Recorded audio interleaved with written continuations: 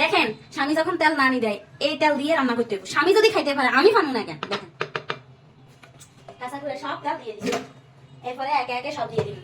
প্রথমে মাছ দিব, এরপরে পেঁয়াজ মরিচ একটুনাতে দিয়ে এলাম। কি আর করা, স্বামীর দিকেও চিন্তা করতে হইব, স্বামী এত পরিশ্রম করে আনে। এরপরে টমেটো গুলা এখান দিয়ে লাইলাম, সুন্দর করে দিয়ে দিলাম একখানা। তেল ছাড়া রান্না করে দেখিস একখানা সুন্দর করে রান্না করতে তো হইব। এইভাবে দিয়ে দিলাম। এরপর আস্তে আস্তে নুন দিব, এরপরে নুন দিলাম, এরপর মরিচের গুঁড়া দিলাম, এরপর হলদের গুঁড়া দিলাম। কি রে হলদের গুঁড়া দিয়ে বই মধ্যে উঠাবো না, এমনি ডালি দিতাইলে এমনি ডালি দিলাম ওই সেই মেলা। আবার এখন জেনুইলের হলুদের গুঁড়া এর লেগে অল্প দিলে মেলা হয়েছে লাগবে না, হিসাব করিও খাইতে হইব। এরপরে দিলাম তোমরা শখ করি ধনিয়ার গুঁড়া দিলাম, বড় লোকই ব্যবসাও দেখাইলাম মাঝে মাঝে। এরপরে কত রুম বাড়া দিয়ে দিই, তেল ছাড়া রান্ধি তো এখানে আমার মশলা না দিলে কি হবে। দিয়ে দিলাম রুম বাটা, এখানে কত বেশি করে দিই। হ্যাঁ দিয়ে দিলাম, আর কিছু দেন জানি হ্যাঁ দেন যায়। এবার এখানে হানি দিয়ে দিই, নোয়া খেলে হানি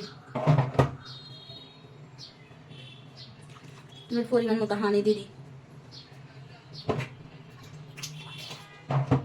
বৃষ্টির হানি দিছি, রান্না স্বাদ হইব, স্বাদ হইব, খুব স্বাদ হইব।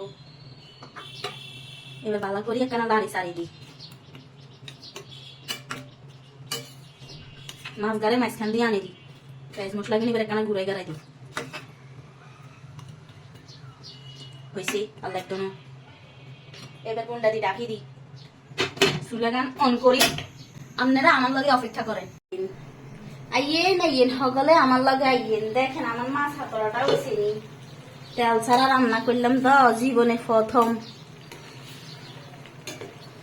দেখছেন কি সুন্দর ওয়াও ওয়াও হয়েছে, দেখছেন নি?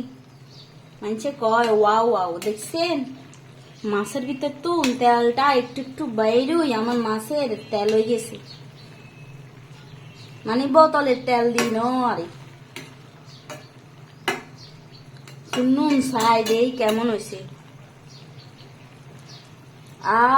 অসাধারণ,